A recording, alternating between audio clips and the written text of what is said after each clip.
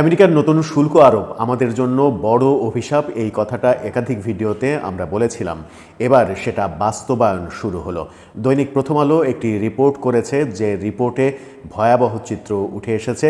আমেরিকার বাজারে পণ্য আমদানিতে বাংলাদেশের পণ্যের ক্ষেত্রে 37% যে শুল্ক আরোপ করা হয়েছে, সেই শুল্ক বাংলাদেশের ব্যবসা ধ্বংস করার জন্য এক ধরনের নতুন উদ্যোগ, তেমনটাই মনে হচ্ছে। কি হলো আমেরিকার বাজারে এই শুল্ক আরোপের ফলে বাংলাদেশের ব্যবসার পরিণতি কি হচ্ছে, যার বাস্তবায়ন শুরু হয়ে গেছে অলরেডি। দৈনিক প্রথম আলো যে চিত্র সামনে এনেছে, সেই চিত্র যদি সত্য হয় তাহলে আমাদের জন্য সেটা বড় ধরনের অশনি সংকেত। আমেরিকায় বাংলাদেশি যে পণ্য আমদানি হয়, সেই আমদানির উপরে 37% শুল্ক আরোপ করা হয়েছে। অভিযোগ রয়েছে যে বাংলাদেশ আমেরিকার যে সকল পণ্য আমদানি করে, সেই সকল পণ্যের উপরে বাংলাদেশ 74% শুল্ক আরোপ করেছে। এরই মাঝে সরকার একাধিকবার মিটিং করেছে, জরুরি মিটিং করেছে উপদেষ্টা পরিষদের, এবং মিটিংয়ের পরবর্তীতে ডোনাল্ড ট্রাম্পের কাছে আনুষ্ঠানিকভাবে চিঠি পাঠানো হয়েছে অনুরোধ করে যেন শুল্ক কমানো হয়, এবং বাংলাদেশও তাদের পণ্য যেগুলো আমদানি করে সেটার উপর থেকে অন্তত 50% শুল্ক কমিয়ে দেবে, এরকম আশ্বাসও দেয়া হয়েছে। কিন্তু কোনো আশ্বাসেই কোনো কাজ হয়নি। এবার বাজারে বাস্তবায়ন শুরু হয়েছে। দৈনিক প্রথম আলো যেটা বলছে সেটা ভয়াবহ। সাভারের একটি ফুটওয়্যার কোম্পানির রপ্তানি বাতিল করতে চিঠি দিয়েছে আমেরিকান বায়াররা, এবং সেই মুহূর্তে চিঠি দিয়েছে যখন তারা জাহাজীকরণের কাজ চূড়ান্ত করে ফেলছিল। জাহাজ রেডি হয়ে যাচ্ছে, শুধুমাত্র জাহাজ ভরা হবে। মালামাল চলে গেছে চিটাগাঙে, সেখান থেকে জাহাজ ভরে শুধুমাত্র জাহাজটা রওনা দেবে। ঠিক সেই সময় যে বার্তাটা এসেছে তাদের কাছে, সেই বার্তাটা ভয়াবহ। তারা বলেছে যে এখন শিপমেন্ট তারা গ্রহণ করবে না।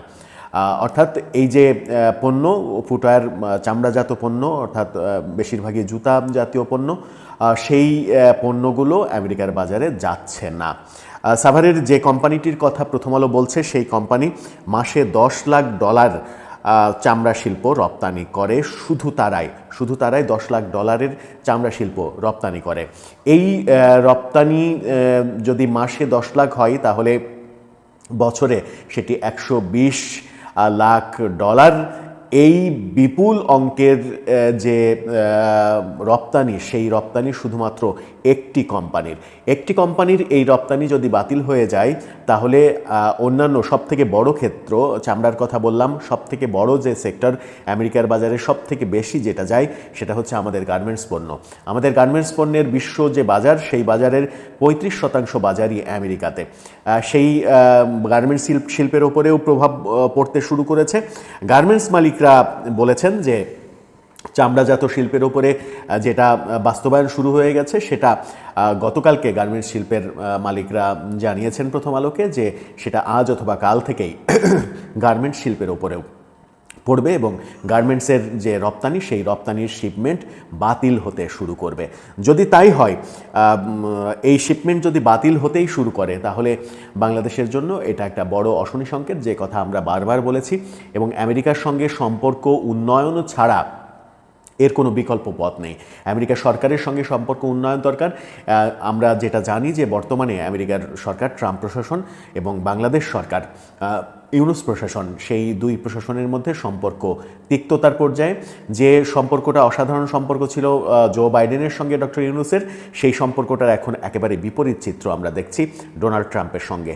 এই বিপরীত চিত্রের ফলেই বাংলাদেশের ওপরে এত বেশি কর আরোপ করা হয়েছে বলেও অনেকে মনে করেন। যদিও বিশ্বের অধিকাংশ দেশের ক্ষেত্রেই কর আরোপ করা হয়েছে, কর বাড়ানো হয়েছে, কিন্তু যতই বাড়ানো হোক না কেন, যেখানে আমেরিকার অন্যতম প্রধান শত্রু দেশের মধ্যে চীন অন্যতম, সেখানে চীনা পণ্যের উপরে তারা শুল্ক আরোপ করেছে 34%, সেখানে বাংলাদেশের পণ্যের উপরে শুল্ক আরোপ করেছে 37%, ভারতীয় পণ্যের উপরে 26%, পাকিস্তানি পণ্যের উপরে 29%।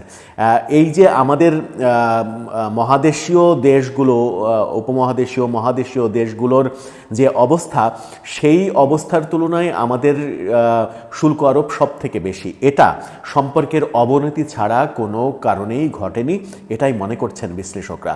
এই যে সম্পর্কের অবনতি হয়েছে, এই সম্পর্কের অবনতিটা উন্নতির পর্যায়ে নিয়ে যাওয়া কি আদৌ সম্ভব? অভিযোগ রয়েছে ডোনাল্ড ট্রাম্পের সঙ্গে ডক্টর ইউনূসের ব্যক্তিগত সম্পর্ক খারাপ। হিলারি ক্লিন্টনের সঙ্গে প্রথমবার যখন ডোনাল্ড ট্রাম্প নির্বাচন করে যেতেন, সেই সময় হিলারি ক্লিন্টনের পক্ষে ডক্টর ইউনূসের বিপুল পরিমাণ আর্থিক অনুদানের অভিযোগ রয়েছে ডোনাল্ড ট্রাম্পের দিক থেকে। সেই থেকেই ডোনাল্ড ট্রাম্প ডক্টর ইউনূসের উপরে এক ধরনের খ্যাপা ছিলেন। এখন যখন সেই ব্যক্তিগত সম্পর্কটা এখন দেশ থেকে দেশে হয়েছে, তখন সেটার জের দেশকে ভোগ করতে হচ্ছে, এমনটাই মনে করছেন বিশ্লেষকরা। এর থেকে উত্তরণের আদৌ পথ আছে কি? আর যদি এটা টিকে থাকে, এটা যদি বাস্তবায়িত হতে থাকে, আমেরিকায় যে সকল পণ্য আমদানি হয় বাংলাদেশ থেকে, সেগুলো যদি আস্তে আস্তে অর্ডার বাতিল হতে থাকে। কেন অর্ডার বাতিল হচ্ছে? কারণ যে পরিমাণ শুল্ক বাড়ানো হয়েছে, তাতে তাদের বাজারে বাংলাদেশি পণ্যের দাম বেড়ে যাবে, আর দাম বেড়ে গেলে তাদের পক্ষে সেই ব্যবসাটা করা অসম্ভব হবে। তাই আমেরিকার ব্যবসায়ীরা অলরেডি প্রস্তাব দেওয়া শুরু করেছে যে শুল্ক যেহেতু বাড়ানো হয়েছে, সেহেতু তোমাদের পণ্যের দাম কমাতে হবে।